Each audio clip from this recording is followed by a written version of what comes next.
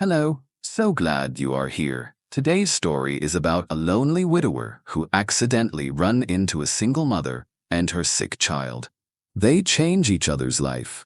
My question to you, is there someone that has made a difference in your life? Maybe a family member, a friend, a teacher, or even a stranger. Let us know. Leave a comment below. James Crane, billionaire CEO of Crane International Innovations Technology, stood at the head of the long glass table in the boardroom, arms crossed and jaw clenched. His board members sat in a tense half-circle, their expensive suits and polished shoes doing little to disguise the fear in their eyes. James wasn't known for patience. He was known for results. And right now, he looked ready to fire every one of them. The silence broke when Harold Teague, the CFO, cleared his throat. "James," he began cautiously, "we've been reviewing your personal profile. The global partners have concerns. There's a growing sentiment that the face of Crane International needs to evolve with the market." "Evolve?" James's voice was sharp, edged like a blade. "You're talking about my wife." "She passed 6 years ago," said Donna Abram, head of strategic growth. Her tone was firm, but her eyes were kind. "No one is questioning your grief. But James, it's time to consider remarriage, even if it's only for appearance." James slammed his hand on the table. "Who the hell are you to tell me how long I should mourn?" No one moved. The impact of his words echoed, then faded into a heavy silence. Donna didn't flinch. "No one can," she said softly. "But grief that lasts forever stops being grief. It becomes something else. Each year, you've gotten more distant, colder. You don't live, James. You survive. You haunt this building like it's a mausoleum." James narrowed his eyes. "I've brought in more business in the last 6 years than I did in the 12 before. Record profits, groundbreaking patents. Crane International is stronger than ever." "On paper, yes," said Leonard Kim, the COO, "but our presence in the overseas markets is slipping. Cultural perception matters. In Asia, in the Middle East, even parts of Europe, they don't understand a man like you remaining alone forever. They see it as unnatural, suspicious. They want a figure they can trust. A whole man, not a ghost in a $10,000 suit." James stared at them, breathing through his nose, fists clenched tight at his sides. The muscles in his jaw twitched. Then, without another word, he turned on his heel and stormed out. The hallway outside felt colder than usual. Polished marble, steel fixtures, and glass walls, all his design. All immaculate, all empty. He reached his office, a fortress of modern minimalism at the top of the tower, and closed the door behind him with a quiet click. The city stretched beneath the windows, sprawling and endless, but he didn't see it. He went to the bar, poured a scotch he didn't want, and stared at the untouched leather chair across from his desk. Her chair. Sophia had picked it out herself. "Too many boardrooms forget comfort," she'd said, with a smile. "Even power needs somewhere soft to land." He hadn't moved it. Not since the day she died. She'd been his center, his balance. The one person who could challenge him without fear, who saw past the armor and the ambition. Without her, he had buried himself in work, building empires just to keep the silence at bay. But the silence always came back. They wanted him to fake it, marry someone to look more human, to play the role of husband again for the cameras, the press, the foreign investors. The idea made him sick. But Donna was right, wasn't she? He had stopped living. He hadn't laughed, not really, in years. The warmth was gone, replaced by steel and glass and numbers. He walked to the window and rested his forehead against the cool pane. Rain had started to fall, streaking down the glass like tears he refused to shed. He missed Sophia. Not just the memory of her, not the image in the photo on his desk, but her voice, her presence, the quiet way she filled a room. She would have told him to stop being a coward, to face the pain, not run from it, to live, even if it hurt. The board was wrong about one thing. He didn't need a new wife. He needed to find himself again. And maybe, just maybe, it was time to stop building walls and start opening doors. Not for the company, for himself. The restaurant was upscale and quiet. A sleek place in Midtown where deals were signed over seared tuna and dry martinis. James Crane stepped inside, scanning for Harold Teague, his CFO. He spotted him in a booth near the back, but froze when he saw who was sitting beside him. Mallory West. Draped in designer confidence, Mallory flashed her signature smile the second she locked eyes with James. She stood to greet him, lips already parted as if he'd been expecting her. "James," she purred, smoothing the hem of her dress. "How unexpected." He forced a tight nod, then turned to Harold. "You didn't say this was a three-person meeting?" Harold hesitated. "I thought it might be good. Mallory's been exploring some partnership ideas." James cut him off with a glance, slid into the booth across from them, and said nothing. Mallory began outlaying a vague pitch about tech-lifestyle integration. James wasn't listening. She'd been circling him for 4 years. At every gala, charity event, and board dinner. Always too eager, too polished, too convenient. He knew what she wanted. Proximity to power? Maybe a ring. He wasn't giving her either. After 10 minutes of half-nods and distracted mm-hms, James checked his watch, rose suddenly, and said, "Excuse me, I have to take a call." Neither of them believed him. He exited the restaurant quickly, eager to breathe clean air again. Not the recycled scent of expensive perfume and forced charm. As he turned the corner onto the busy sidewalk, he collided into someone. Hard. A cry went up. A young woman stumbled back, trying to shield the toddler in her arms from the impact. James instinctively reached out to steady them both. "I'm so sorry," he said. "Are you all right?" The child whimpered in her mother's arms. James stepped back and looked again. The little girl's skin was pale and clammy, her lips tinged blue. Something wasn't right. "What's wrong with her?" he asked, his voice sharper than he meant. "She has a heart condition," the woman said quickly. "I'm Priscilla. We're on our way to the hospital." James didn't hesitate. "Come with me, my car's around the corner. I'll get you there faster." Priscilla hesitated, but James was already waving down his driver, giving clipped instructions as he helped them into the back seat. At the hospital, the girl was rushed inside. James stayed. He sat in the corner of the waiting room, coat draped over one arm, glancing every so often at the hallway doors. The place smelled of antiseptic and quiet desperation. He was out of place here, in a tailored suit and polished shoes. No one paid him any mind. For once, he wasn't the center of attention. It felt strange, and maybe necessary. An hour passed. He could have left. He told himself he should. But something kept him rooted to that chair. He thought of Sophia, how she used to visit hospitals just to read to the children who didn't have visitors. She had a way of seeing people, really seeing them.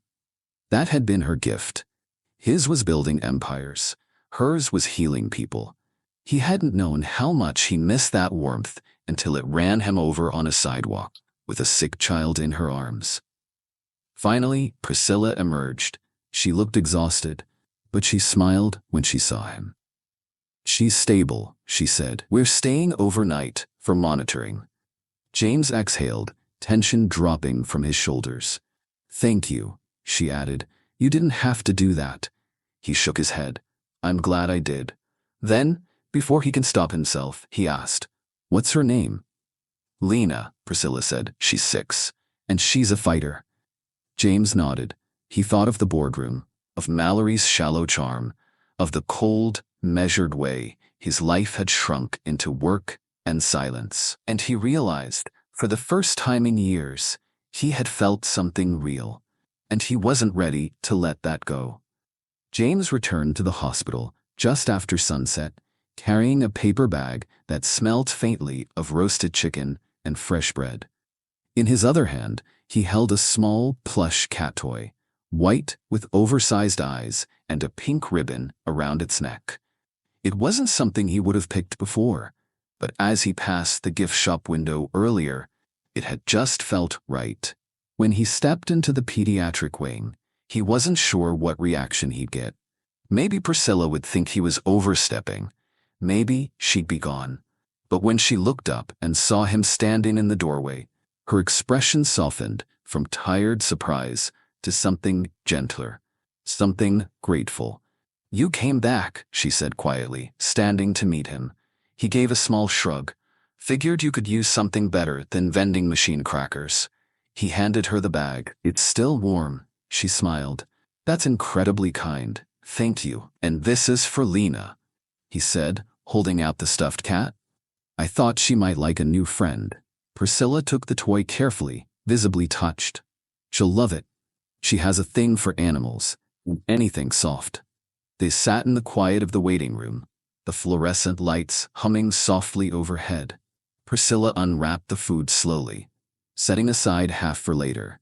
James watched her with a quiet intensity, not in judgment, but as if he were trying to memorize something rare. "She sleeping?" he asked. "Out like a light," Priscilla replied, smiling faintly. "She had a hard day, but she's strong, stronger than anyone I know." James nodded. "You too." Priscilla's expression wavered at that, just for a second, like someone who wasn't used to being seen.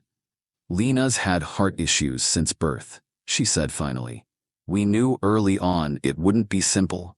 The doctors told us it would be a long road, with surgeries and checkups and, well, a different kind of life." James waited, giving her space. "My husband didn't want a different kind of life," she said. "When Lina was 6 months old, I came home from one of her cardiology appointments and found the divorce papers on the kitchen table. No note, just a signature." James exhaled slowly, jaw tightening. "I'm sorry. That's unforgivable." Priscilla shrugged, like someone who had long since grown used to carrying the weight. "It was hard, but I didn't have time to be angry. Lina needed me, still does." There was a silence between them, not awkward, but full. James leaned forward slightly. "My wife, Sophia, passed 6 years ago. Cancer. She was the only person who ever made this life make sense. She kept me grounded, reminded me to be a man before being a CEO." Priscilla looked at him, the edge of her expression softening with understanding. "I didn't handle it well," he admitted. "Buried myself in work, built higher walls, longer hours, bigger numbers. But the truth is, none of it filled the space she left." Priscilla didn't say anything, but her gaze held him with quiet strength. It was the first real conversation he'd had in years that didn't revolve around stocks or strategies. James reached into his jacket pocket and pulled out a card. Not the standard corporate one. This one was simpler, with just his name and a private number. "This is my direct line," he said, handing it to her. "If you need a ride home, anything, call me. I mean it." She took the card slowly, fingers brushing his. "You don't have to do all this." "I know," he said, "but I want to." He stood to leave, then paused. "I'll be back tomorrow to check on you both, if that's okay." Priscilla gave a small, real smile. "It is." As James walked out of the hospital into the cooling night air, he realized something. For the first time in 6 years, he wasn't walking away from something. He was walking toward it. The next morning, James arrived at the hospital early, balancing 2 coffee cups in one hand and a paper bag filled with warm breakfast sandwiches in the other. The pediatric wing was quieter than the day before, the fluorescent lights still humming, casting a pale glow over the tiled floor. He stepped into Lina's room, and his eyes immediately found her, propped up slightly in bed, looking small against the white pillows but awake. She was pale, her movements slow, but in her arms was the plush cat he'd brought, clutched tightly like a treasure. Priscilla was seated beside the bed, her eyes weary but alert. She looked up in surprise when James entered. "You're back," she said, voice light with disbelief. "I said I would be," James replied, holding out the coffee. "Brought breakfast." Lina looked at him with wide eyes. Her voice was small, but steady. "You gave me the kitty?" James smiled and stepped closer. "I did." "Thank you," she said, her smile faint but genuine. "You're welcome," he replied, his voice softer now. "She looks like she belongs with you." Priscilla looked at Lina, then back at James. "They're keeping us here a few more days," she said. "They're running more tests. They think it might be something with her immune system, some kind of complication." Before James could respond, the door opened and the attending doctor walked in, clipboard in hand and a shadow in his eyes. "Miss Taylor," he began, nodding to Priscilla. "Mr. Crane, I'm glad you're here." The doctor's voice was calm, but James immediately sensed the weight behind his words. "We've reviewed Lina's latest scans. Her heart function is continuing to decline," the doctor said. "At this rate, we're looking at a matter of weeks, not months. Unless we can transfer her to Boston Children's, they have a specialist team with advanced cardiac treatment and pediatric immune therapy resources." "Then transfer her," James said flatly. The doctor hesitated. "The issue is insurance. Your current plan won't authorize out-of-state, out-of-network care without pre-approval, and that can take weeks. We're trying to reach out to nonprofit foundations and other medical aid programs for emergency funding. But those take time too." James looked at Priscilla, who was staring at the floor, her knuckles white around the armrest. "Whatever she needs," James said, his voice low but firm. "Let me know. I'll cover it." Priscilla's head snapped up. "James, no, you don't even know us like that. This is too much." "I know enough," he said. Priscilla, more shaken now. "I don't want to be someone you rescue for the sake of it." He took a breath, steady and full. "This isn't about rescuing anyone. I have the money. You need help. And Lina, she needs more than just hope right now." The doctor cleared his throat. "If you're serious, I can get the transfer process started. The financial office will contact you directly." "Do it," James said. The doctor nodded and left the room. As the door clicked shut, silence settled again. Priscilla looked at him, searching his face. "Why are you doing this?" James sat down in the chair beside her, his posture losing its sharp edge. "Because," he said slowly, "this is the first time in 6 years that I felt something other than anger. Not emptiness, not bitterness. Something. And it's because of you. And I need to do this. For Lina, for you, for me." Priscilla's eyes shimmered, but she didn't speak right away. She just nodded, pressing her lips together, as if letting herself believe this might be real. "Thank you." James didn't reach for her hand. He didn't make promises. He just sat there, present, grounded, for once not running from the weight of emotion, but stepping into it.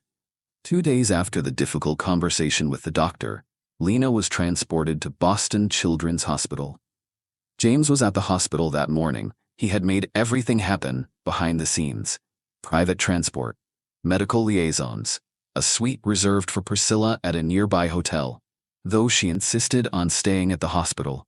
Before they left, he knelt beside Lina's wheelchair and promised her with a smile, "I'll come see you soon. You'll barely notice I'm gone." She held his hand tightly and said nothing, just nodded and clutched her stuffed cat to her chest. James called every day. Every morning, a nurse brought the phone into the room and held it to Lina's ear. His voice always made her sit up a little straighter, her small smile returning, even in the pain flared. "How's my girl today?" he'd ask. "Still giving the nurses trouble?" "She's behaving," Priscilla would say, grinning. "But the cat might be a problem." On the 3rd day, James finally arrived. He stepped off the elevator in a dark navy coat, eyes scanning the corridor until they landed on Priscilla, sitting outside Lina's room with a cup of coffee and the weight of exhaustion in her posture. When she saw him, she stood quickly. "You came." "I said I would," he replied, brushing the travel out of his coat. "And I'm staying for a few days, cleared my schedule." You didn't have to. I wanted to, he said, gently cutting her off. They both turned as Lina's door opened, and a nurse poked her head out. She just started the treatment. You can go in, but please keep things calm. James nodded, then followed Priscilla inside. Lina lay in the bed, an IV in her arm, eyes half closed but alert. She looked fragile, more than James remembered, but she smiled the second she saw him. You came, she whispered. Told you I would, James said, stepping closer. He pulled a small paper bag from his coat pocket. I brought backup. He pulled out a tiny nurse's cap, pink with a cat's face stitched onto the front, and gently placed it on the stuffed toy resting beside her. Lina laughed, then winced from the strain. James's smile faded, replaced with quiet concern. The doctors say this new treatment might help, Priscilla said from behind him. It's experimental, less invasive than another surgery. They want to see how her body reacts before deciding what's next. How long before they know? James asked. A week, give or take, she replied. If the inflammation goes down, if her immune markers improve, they'll move forward. If not, she trailed off. She didn't need to finish the sentence. James nodded slowly. Then we wait. For a while, they sat together in Lina's room, James on one side of the bed, Priscilla on the other. The only sound was the soft beep of monitors and Lina's quiet breathing as she drifted in and out of sleep. As night fell over Boston, the city lights blinked on outside the hospital window. James stared at them, remembering a time when his only concern was whether a deal would close or a boardroom would fall in line. Now, all that seemed smaller. He looked at Lina, this little girl who had cracked something open in him he thought was sealed shut, and at Priscilla, who carried so much weight with quiet grace. He had come here for them, yes, but he was starting to realize he had come here for himself too, for healing, for something real, and he wasn't going anywhere. A hospital room was dim, the only light coming from the soft blue glow of machines and James's laptop screen. It was well past midnight. Lina slept soundly, her small frame barely rising under the blanket, the stuffed cat still tucked under one arm. Priscilla stirred in the reclining chair near the window, blinking against the dark. She rubbed her eyes and looked over to see James, still seated across from her, typing quietly. You're still here? She whispered. James glanced up, caught a little off guard. Didn't mean to wake you. You could have gone back to your hotel, she said, sitting up slowly. Gotten some actual rest. He shrugged. I'm where I need to be. Then, almost reluctantly, he closed the laptop and set it aside. He looked surprised he'd done it, as if his hands had acted before his head could argue. Priscilla studied him for a moment. Tell me about her, your wife. James leaned back in the chair, the lines in his face softening as he let himself go there. Sophia, he said quietly. We met at a fundraiser I didn't want to attend. She was working PR for the event, and I thought she was impossible, challenging. She didn't care who I was. She saw through all of it, the suits, the money, the name. He paused, smiling faintly at the memory. She never let me off easy. Always asked the hard questions. Called me out when I buried myself in work. We took spontaneous trips. Italy. Bali. We made a rule. No work talk on vacation. No laptops allowed. I hated it at first. Then I realized it was the only time I ever actually lived. Priscilla watched him with quiet empathy. We were married 8 years, James said, and I wouldn't trade a single day of it. She's everything, my compass. His voice grew quieter. She'd be disappointed in who I've become. I've spent the last 6 years pretending it didn't hurt, shutting people out, letting the work replace the love. And now the board, he scoffed, shaking his head. Now they're trying to push me into remarrying. Even if it's just for show. A paper-perfect wife for a public image. He turned to Priscilla with a hard look, but not at her, past her, at the weight of expectations. What are you going to do? She asked, her voice steady. James gave a short laugh. Nothing. I'll step down before I marry someone I don't love. I've already lost the only person I ever wanted. I'm not going to fake a new version just to keep the company happy." There was silence again, heavier this time, but honest. James glanced at her. "What about you? How do you keep everything afloat with all this?" Priscilla exhaled, her shoulders dropping. "I work from home. Freelance writer. It's not a lot, but it helps cover most of the bills. I write parenting pieces, health blogs, the occasional feature if I'm lucky. Some months are tighter than others." "And your ex?" She gave a dry laugh. "He sends money when he thinks about it, so not often." James shook his head. "You deserve more support than that." "I'm not waiting for it," she said. "Lina needs me to be strong, so I am." He looked at her, really looked at her. Not just as Lina's mother, or a woman trying to get through the storm, but as someone who had chosen grace over bitterness, love over blame. "I meant what I said," James murmured. "Whatever you need. You don't have to do this alone anymore." Priscilla looked at him, a flicker of uncertainty in her expression, but also something else, hope. Days later, James sat in the hospital's quiet waiting lounge, scrolling through updates from his staff, when his phone rang. The name on the screen made him sigh. Harold Teague. He stepped into the hallway and answered. "Harold." "James," the CFO said carefully, "I hate to interrupt your time off, but the board's starting to ask questions."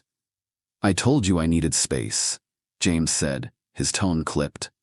"You can handle everything." "I can, but you haven't taken a day off in 6 years," Harold replied. "This just isn't like you." James ran a hand through his hair. "Yeah, well, this is also the first time in 6 years the board tried to pressure me into marrying someone." There was a pause on the other end. "It's just business, James." "No," James said, his voice colder now. "It's my life. You all want me to sell it off, to tie myself to someone I don't care about, just to make shareholders feel comfortable. She'll profit from my name, latch onto the company like a parasite, and you all will call it a strategic partnership." Silence. "I'm done with this conversation," James said. "Handle what you need to handle. I'll be back when I'm ready." He ended the call before Harold could respond. As he turned around, trying to shake off the frustration, he found Priscilla standing a few feet away, watching him quietly. "Rough call?" she asked gently. He nodded. "Let's just say corporate loyalty doesn't mean much when there's a profit margin at stake." Priscilla smiled faintly. "Come take a walk with me. The hospital garden's quiet. Might help clear your head." They walked slowly along the path, past trimmed hedges and small fountains, the late afternoon sun casting golden light on the benches and flower beds. It felt like a different world outside the sterile walls of the hospital. They talked about everything and nothing, their favorite movies, TV shows they watched to fall asleep. Priscilla confessed she was a sucker for crime documentaries. James admitted he had a soft spot for old westerns. "Favorite dessert?" he asked as they sat on a bench beneath a dogwood tree. "Strawberry shortcake," Priscilla said without hesitation. "With real whipped cream, none of that canned stuff." James grinned. "Classy choice." She tilted her head. "You?" "Hazelnut gelato. I had it in Florence once. I've been chasing that same taste ever since." For a while, the tension in his shoulders faded. The garden, the quiet company, it grounded him. Then his mind returned to Lina, and his tone shifted. "Did the doctor say what's next? If the treatment works?" Priscilla nodded slowly. "They'll want to keep her here in Boston for a few months. Follow-up treatment, monitoring, it'll be a long road." James looked at her, a question already forming. "What will you do for housing?" She exhaled. "I don't know yet. I'm taking it one day at a time." James watched her. The way her strength never wavered, even when her answers were uncertain. "And you still have faith," he said quietly. "Even now." Priscilla looked at him with steady eyes. "Faith is what keeps me strong. It's what gets me out of bed, even on the hard days. I believe Lina's meant to make it through this.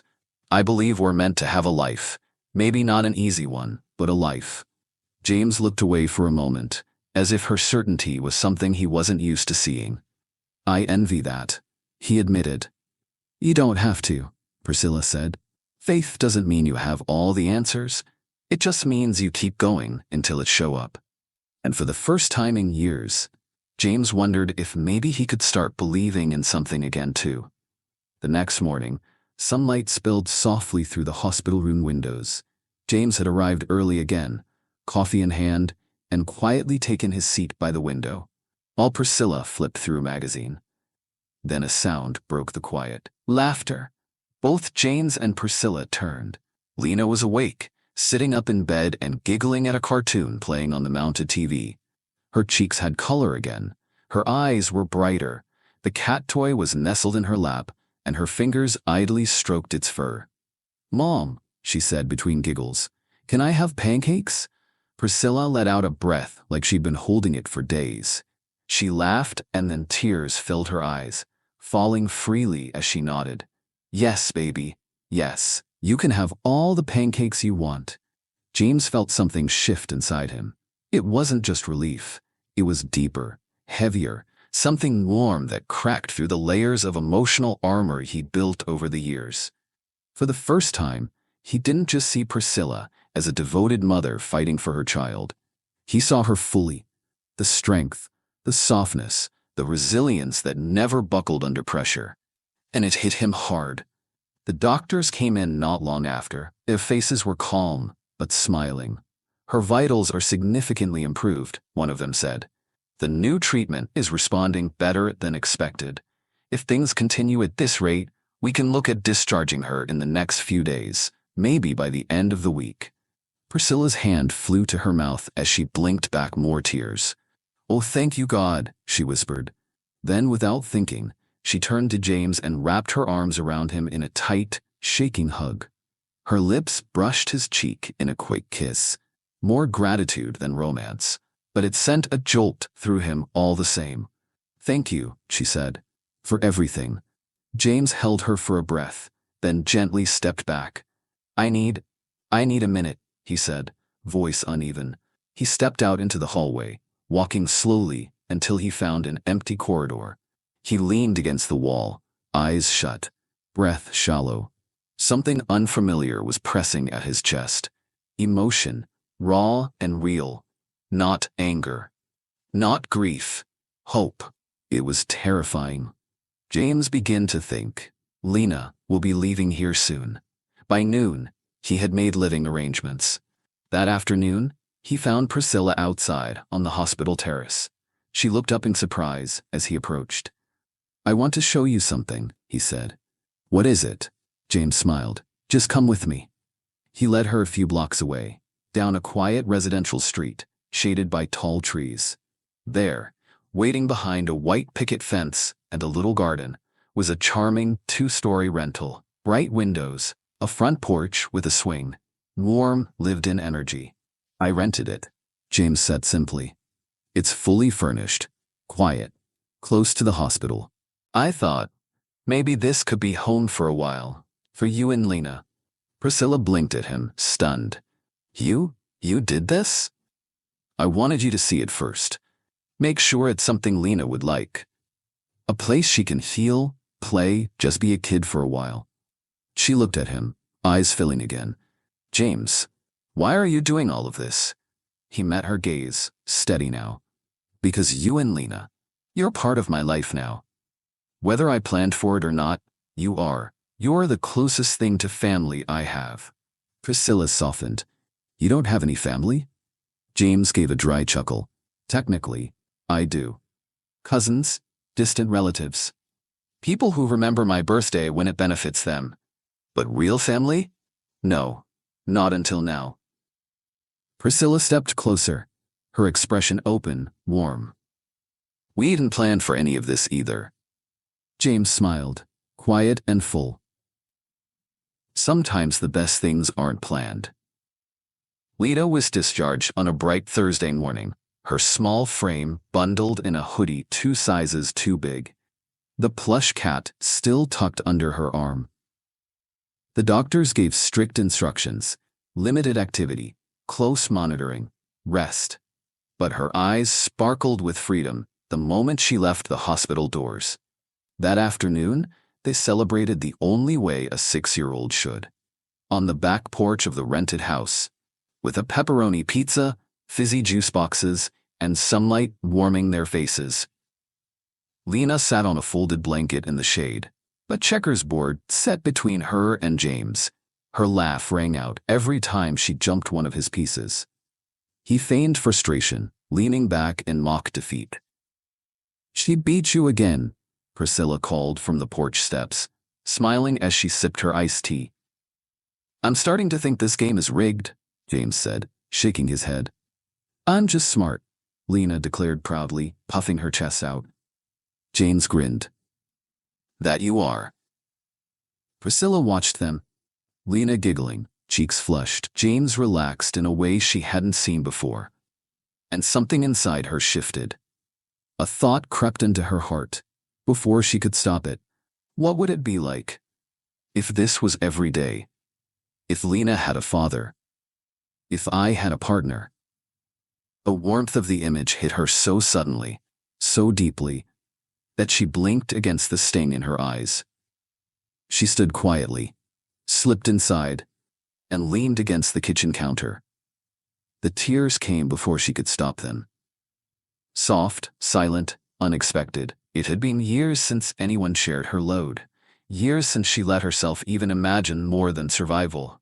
But now, here was this man who changed everything without demanding anything in return.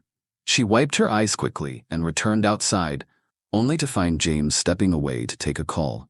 His face, so open just moments ago, had shifted back into CEO mode. Focused, sharp, impatient. It was Harold again. And the COO. There was a major setback with one of their latest AI-integrated products. Deadlines missed. A supplier contract in jeopardy. James listened for a while, then said simply, "Figure it out." "But James, I'm not leaving Boston. Handle it. Only call me if you can't." He ended the call, stared at the phone for a beat, then slipped it back into his jacket. He rejoined them for dinner, but Priscilla could sense his mind was elsewhere. He stayed quiet as Lina talked about her favorite cartoons, occasionally nodding or smiling when she looked at him. Later, after Lina had been tucked into bed and the house had gone quiet, James stood at the doorway. Priscilla looked up from where she was folding a blanket on the couch. "She's really okay," she said softly, like she was still convincing herself. "She is," James said. "And you've been incredible through all of this." There was a pause. A lingering silence filled with everything unsaid. Then James stepped closer. "I'll head out now. Let you get some rest." "See you tomorrow?" she asked. He nodded. Then, almost without thinking, he leaned in and kissed her gently on the cheek. "See you in the morning." She smiled. "I'll have breakfast ready." As James stepped into the night, he glanced back once more. The house glowed behind him, full of something rare. Peace. Belonging. He had power, wealth, and control in every corner of his life. But here, for the first time, he had home. And that was something no boardroom could ever give him. The next morning was calm and full of warmth. The smell of cinnamon toast and fresh eggs filled the kitchen as the three of them sat around the table. Lina happily crunched on cereal, humming between bites, while Priscilla poured coffee and James read something on his phone. Then, a knock. All three paused, heads turning toward the front door. James stood slowly. "Expecting anyone?" he asked. Priscilla shook her head, and Lina shrugged. James walked to the door, opened it, and froze. Harold Teague stood on the porch, impeccably dressed as always, briefcase in one hand, concern written all over his face. James's jaw tightened. "What the hell are you doing here?" Harold stepped forward, uninvited. "You've been behaving abnormal, James. Avoiding calls, ignoring contracts. turning down board meetings. I had to come see for myself what's going on. There's nothing to talk about, James snapped. You can leave. No, Harold said, stepping inside. We need to talk, now. Just then, Lina peeked around the corner, holding her stuffed cat. James, can we go to the park today? James's tone softened in an instant. Yes, sweetheart. If your mom says it's okay, we'll go after breakfast. Lina noticed the stranger and waved. Hi, I'm Lina. Want to see my kitty? She lifted the stuffed toy proudly. Harold looked visibly thrown, unsure of what to say. Priscilla appeared a moment later, calm but curious. You must be Harold. Come in, have a seat. Harold hesitated, but Priscilla's kindness left him no polite way to refuse. He walked in, sat stiffly at the kitchen table, and accepted the cup of coffee she offered.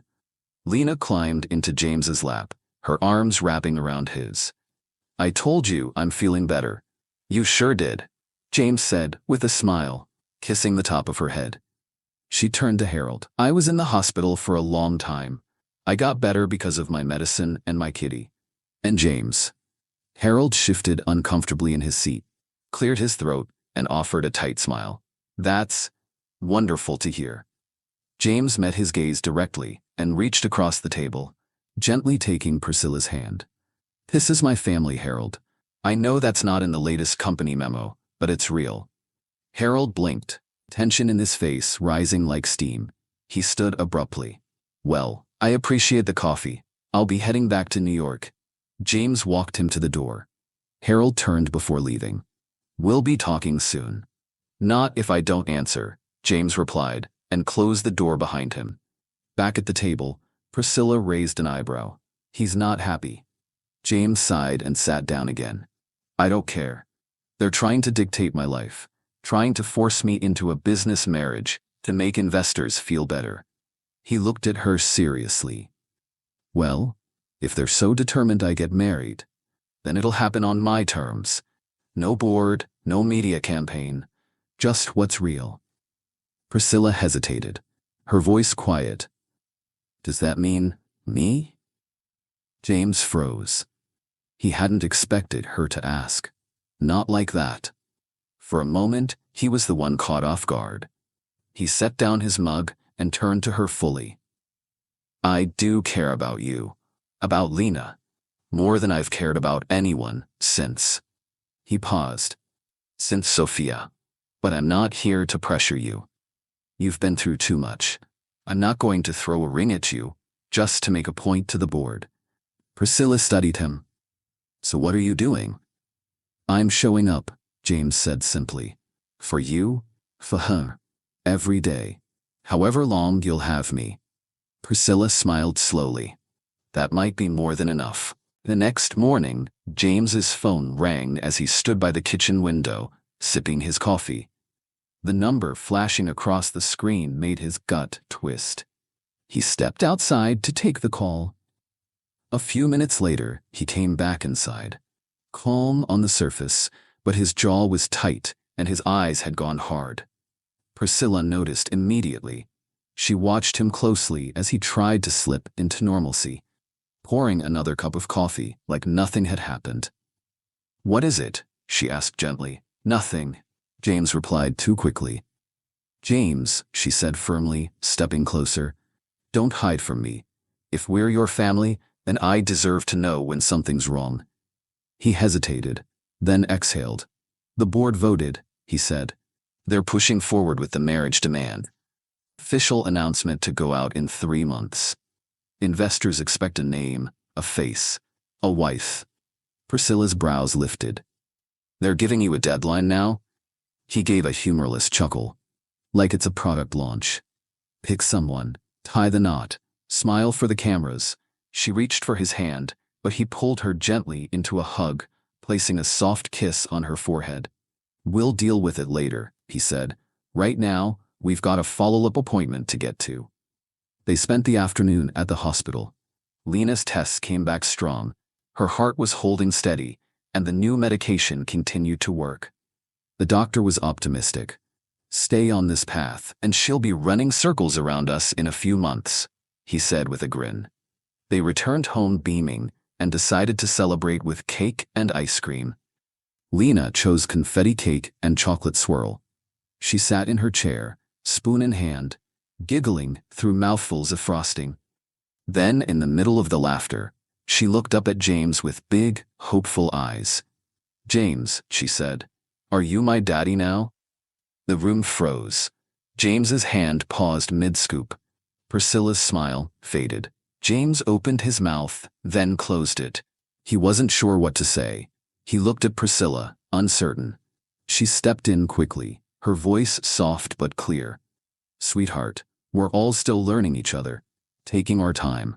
That's how we make the right decisions." Lina nodded slowly. "I hope you will be someday," she said, then went back to her cake as if it were the most ordinary thing in the world. But Priscilla's eyes had welled up, and a moment later she quietly slipped out of the room. James waited a beat, then followed her down the hallway and into the bedroom. He found her facing the window, arms crossed tightly. "Hey," he said gently, "talk to me." She turned around, and the tears finally came. He stepped forward without hesitation and pulled her into his chest, wrapping her in his arms. As she cried softly, "I feel ashamed," she whispered against him, "because I've been thinking the same thing, wishing for it, for you, for Lina, and I shouldn't." "Not after everything." James held her tighter. "Why shouldn't you?" "Because it feels selfish," she said, "like I'm asking too much of someone who's already given so much." He tilted her face up to meet his eyes. "You're not asking. And even if you were, I'd give it freely. You and Lina, this is the first thing that's felt right in years. It's hard leaving you two each night." She nodded, her voice shaky. "It's hard watching you go." He brushed a tear from her cheek and smiled softly. "Then maybe we stop saying goodnight so far apart." And in that moment, between heartbreak and healing, they both realized neither of them wanted to imagine a life without the other anymore. The following morning, James rose early and called his lawyers. "I want to set up everything," he said. "Legal protections, medical, financial, long-term, for Priscilla and Lina." "Should we draft a prenup or time-limited agreement?" James didn't hesitate. "No, this isn't a contract marriage. It's real. I don't want a single word leaking to the board, the press, or anyone else. When it's announced, it'll be because I say so, not before." He ended the call, heart pounding, not from nerves, but from certainty. Later that morning, he kissed Priscilla on the forehead and said, "Take the day for yourself. Rest, wander, do something just for you." She looked at him with confusion. "Where are you going?" "Just some errands," he said with a smile. "Your girl and I have plans."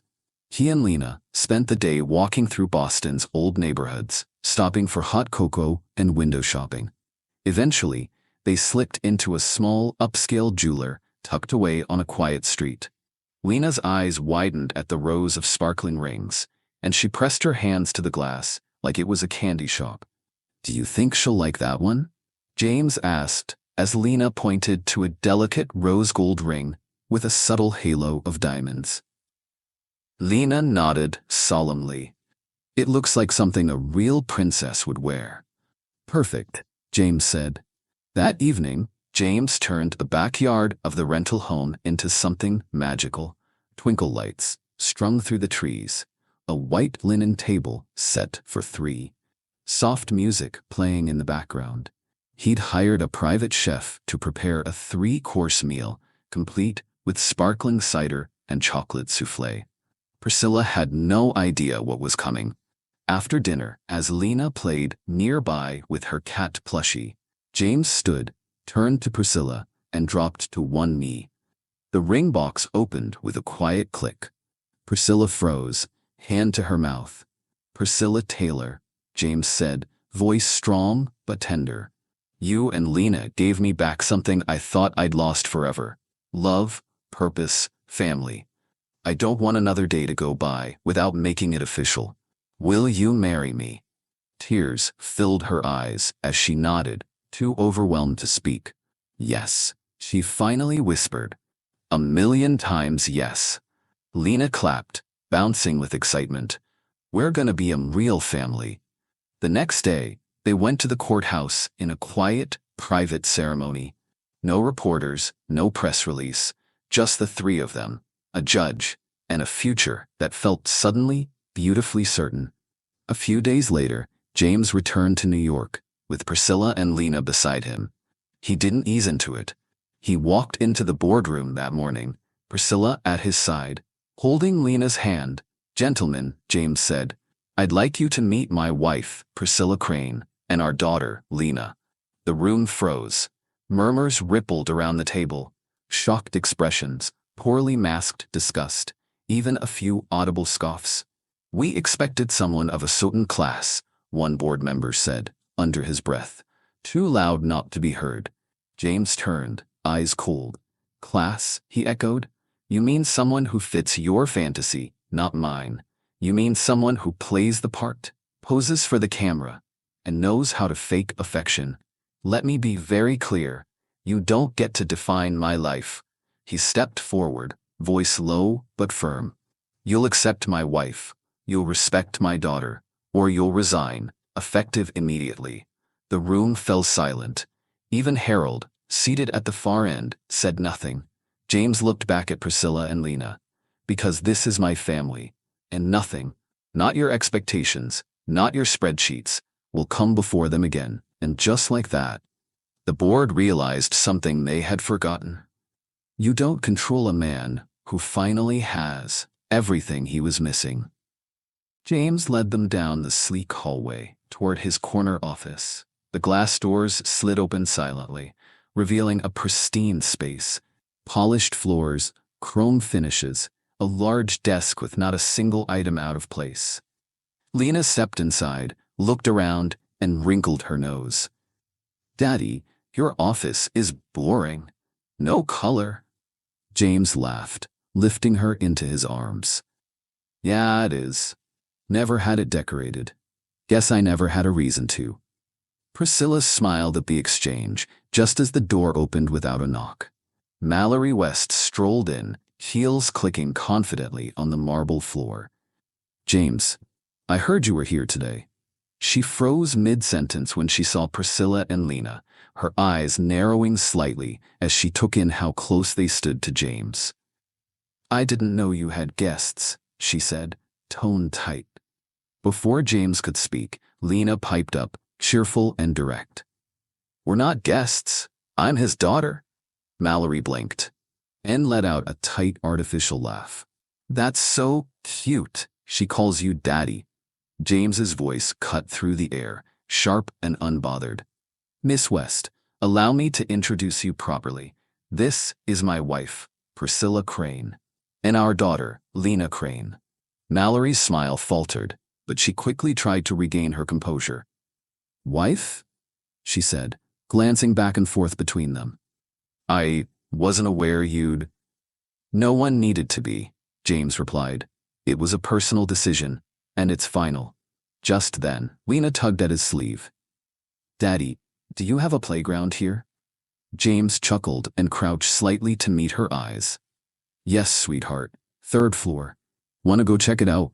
She nodded eagerly. James called his assistant. Emily, take Lina to the 3rd floor play space. Stay with her until we come for her. Yes, sir, Emily said, arriving within seconds. She took Lina's hand gently and let her out. As the door closed behind them, Mallory's demeanor changed. Her pleasant mask slipped, replaced with a sneer of disbelief. This is a joke, right? She hissed. Her? You married her? James, I thought there was something between us. He didn't flinch. You thought wrong. Who fed you that fantasy? Harold? Mallory's face darkened. You made a mistake, James. She doesn't belong here. She doesn't belong with you. Mallory turned sharply to Priscilla, her voice rising. Who do you think you are, walking in here like you own the place? Before she could get another word out, James stepped forward, his voice low but thunderous. If you ever disrespect my wife again, I will make your life very difficult. Mallory froze. She is Priscilla Crane, he continued. My wife. And as far as this company is concerned, she's family, which means she is to be treated with the same respect and authority as if she were next in line to lead Crane Innovations technology. Mallory's mouth opened, but nothing came out. Her face flushed red with fury and humiliation. Dismiss yourself, Miss West, James said calmly, before I do it for you. Mallory turned on her heel and stormed out, slamming the door behind her. Priscilla stood silently for a beat, her breath catching. You didn't have to. James turned to her, eyes still smoldering with the fire of defense and love. Yes, I did. You're not an outsider anymore. This is your life too. And no one gets to belittle that. Priscilla stepped forward and kissed him softly. Then I guess we'd better start decorating this boring office. James smiled. With you and Lina here, it's already starting to feel alive. The next morning, the boardroom buzzed with tension. By 8:55 a.m., nearly every seat was filled. Suits, ties, tablets, and the undercurrent of disbelief. Word had spread that James Crane had something personal to announce. At exactly 9 a.m., the double doors opened. James entered, confident and composed. Priscilla walked beside him, elegant in a navy dress, calm but watchful. Murmurs rippled across the room. One member stood. This is a closed meeting for executive board members only. James didn't blink. Priscilla Crane is not only my wife, but as of this morning, she is also a 30% shareholder and has full voting rights. The room erupted in whispers and gasps. What? How is that even possible? Another board member demanded, standing in outrage. James stepped to the head of the table, his tone sharp and unshakable. Because I placed my late wife's shares into a personal trust years ago, shares that I had every legal right to reassign, and as of this morning, that trust has been formally transferred to my current wife. He let the silence sit for a beat, scanning the room. Some members looked away. Others stared at Priscilla, stunned. I understand if this changes your expectations, James continued, but let me make something very clear. Crane Innovations is not just a company to me anymore. It's a legacy, a family, and that family includes Priscilla and Lina. Are you stepping down? Someone asked cautiously. No, James replied, but I am making adjustments. He straightened, shoulders squared. Effective immediately, I'll be reallocating part of my executive responsibilities to our CCO and CFO. Both will receive an increased salary and expanded authority to oversee daily operations and project pipelines. Another wave of quiet murmurs. My daughter is recovering from a critical heart condition. She requires attention, and so does my wife. I'm choosing to be a present father and husband without compromising this company's future. If anyone has a problem with that, speak now. No one spoke. James nodded. Then let's vote. The vote passed, 15 in favor, 2 abstaining. No one dared oppose him outright. James turned, gestured for Priscilla, and they exited the room together in silence, the eyes of the board trailing behind them. Back in his office, James shut the door gently. The tension slipped from his shoulders as he loosened his tie and looked over at Priscilla, who was staring at him with wide, blinking eyes. You gave me her shares, she said softly. You gave me Sophia's shares. James walked over to her slowly. I gave them to you the day Lina asked me if I was her daddy. Priscilla's breath caught. The day you cried into my chest and told me you wished I were, he said, stepping closer, his voice low and full. You didn't say the words, but I heard them. That was your way of saying I love you, that you didn't want to do this life without me. Tears streamed down her cheeks. I gave you those shares, James continued, because that was the moment I knew, without any doubt, you were already my partner in every way, and I love you too. Priscilla wiped her face, smiling through the tears. You really heard all that? James pulled her close. I've never listened more clearly in my life. She reached up, cupped his face in her hands, and kissed him.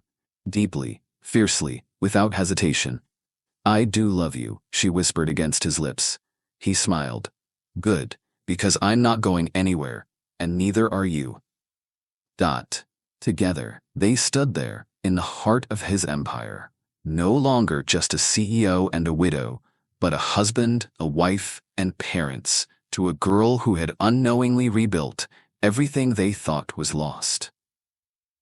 Later that evening, the three of them were seated around the dining table, enjoying homemade pasta and laughter that felt more like home than anything James had known in years. Then James's phone rang. He glanced at the screen, stood up quietly, and stepped out of the room. Priscilla watched him go, noting the change in his posture.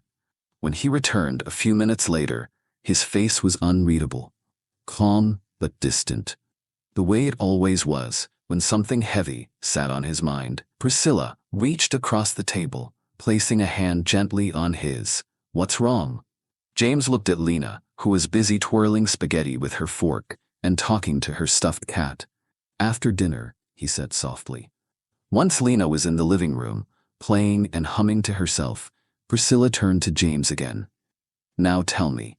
He took a breath. "We found your ex-husband." Priscilla stiffened. "Why?" James met her eyes. "Because I want to adopt Lina. I want her to have my name, my protection, my legacy, everything." She blinked, breath catching. "And?" "He asked for money," James said, his tone like ice. "Said he'd only agree if we paid him off. I told him Lina is not for sale. I also told him we're prepared to take him to court. We'll pursue full termination of his rights and sue for back child support and abandonment if needed." Priscilla's eyes welled up. "James, all that? For us?" He nodded, his voice firm. "You two are the love of my life. I will do everything to make sure you're protected, from now on, forever." Before she could speak, he reached into his jacket and pulled out a folded document. There was something different in his smile now, bigger, lighter, uncontainable. He opened it slowly. "But we won't need court." Priscilla's breath hitched as she looked at the paper. Across the top, voluntary termination of parental rights. At the bottom, her ex's signature. He gave up his rights? James nodded. "An hour ago. Signed, notarized. The adoption papers are filed. Lina will legally be mine." Priscilla pressed both hands to her mouth, tears spilling freely now. Then she leaned in and kissed him. Not soft, not tentative, but with the kind of urgency and gratitude that comes from being seen, chosen, and protected. When she pulled back, her voice cracked. "Let's tell her." They called Lina into the room. She skipped in, carrying her toy, cheeks still smudged with chocolate from dessert. James bent to her level and held her little hands in his. "Lina," he said gently, "we have something very special to tell you." She blinked. "Am I in trouble?" James laughed. "No, sweetheart, not even close." Priscilla knelt beside her. "You know how much James loves you, right?" Lina nodded confidently. "Duh." James grinned. "Well, today we made it official. I'm going to adopt you. That means your name will change. You'll have my last name added to yours, and everything I have, my name, my home, everything, will belong to you too." Lina's eyes lit up, confused but thrilled. "So, does that mean your chocolate milk belongs to me now too?" James burst into laughter. "Yes, but it's still polite to ask before you take it." Lina squealed and launched herself into his arms, wrapping him in a tight, tiny hug and kissing his cheek. "Yay, now we're really a family." Priscilla watched them, hand pressed to her heart, a full, overwhelming love rising inside her. They already were a family, but now it was sealed. With paper, yes, but more importantly, with something stronger. Choice, commitment, love, forever. 2 years later, under the soft glow of string lights and the hush of ocean waves, James and Priscilla stood barefoot in the sand, hand in hand, exchanging vows for the second time, but this time in front of the people who truly mattered. No media, no investors, no boardroom expectations, just them. Lina, now 7, wore a flower crown and beamed as she carried the rings down the aisle. Her health had improved drastically thanks to world-class medical care a stable home, and love that never wavered. While she was still limited in what she could physically do, her spirit was anything but small. She had inherited James's wit, Priscilla's heart, and a stubbornness all her own. The ceremony was quiet and perfect. No guests, only family. Real family. Later that night, after the cake had been cut and Lina was fast asleep back at the rental house, James pulled Priscilla close under the stars. "I know we were already married," he whispered, "but this feels like everything coming full circle." Priscilla smiled, resting her hand on her growing belly. "It does, and in 4 months, everything's going to change again." James grinned. "Rocket ship or dinosaur wallpaper, that's the current war." "Why not both?" she said. "Rocket riding dinosaurs." He laughed, placing a kiss on her temple. James Jr. is going to be spoiled with ideas. Back home in New York, they returned to their quiet rhythm of intentional living. They didn't chase headlines, nor did they bend to high society expectations. They only attended events when necessary, and when they did, they showed up as themselves. Priscilla, ever graceful but grounded, had gained the respect of a few from the upper class. Not the polished pretenders, but those who valued authenticity over appearances. She didn't play the part. She lived her truth. And that earned her more loyalty than any curated image ever could. James, meanwhile, continued to run Crane Innovations with steady hands and sharper priorities. Work no longer ruled him. It followed his lead. And each morning, as he walked into his office, Lina skipped beside him, her backpack bouncing, cat plushies still hanging from the zipper. She spent her mornings in the third-floor daycare James had quietly expanded into a private learning center, built specifically to support children with chronic medical conditions. In the afternoons, she had one-on-one lessons with private tutors until her doctors gave the all-clear to attend school full-time.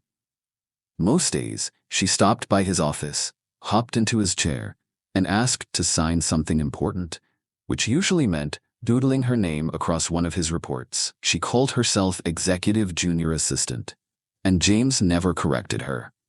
Priscilla would often arrive midday, sometimes with lunch, sometimes just to see him. Her freelance writing had grown into a steady online platform that helped parents of children with chronic illnesses navigate health systems, relationships, and emotional survival. Her voice became one of quiet power, calm, unwavering, and real. They were happy, not because life was perfect, but because they chose each other, again and again, in small ways, in big ways. Through the paperwork, the tantrums, the health scares, and now the joyful chaos of preparing for a baby boy. They had turned heartbreak into home, pressure into purpose, and every night, when the house was quiet and the lights dimmed, James would lay a hand over Priscilla's belly, look over at Lina, tucked into her bed nearby, and whisper the words that had come to define everything. "This is my legacy, and I wouldn't trade it for the world." The end. Hope you enjoyed this wonderful story by Green Tea Tales. Help our channel with likes, shares, and subscribe.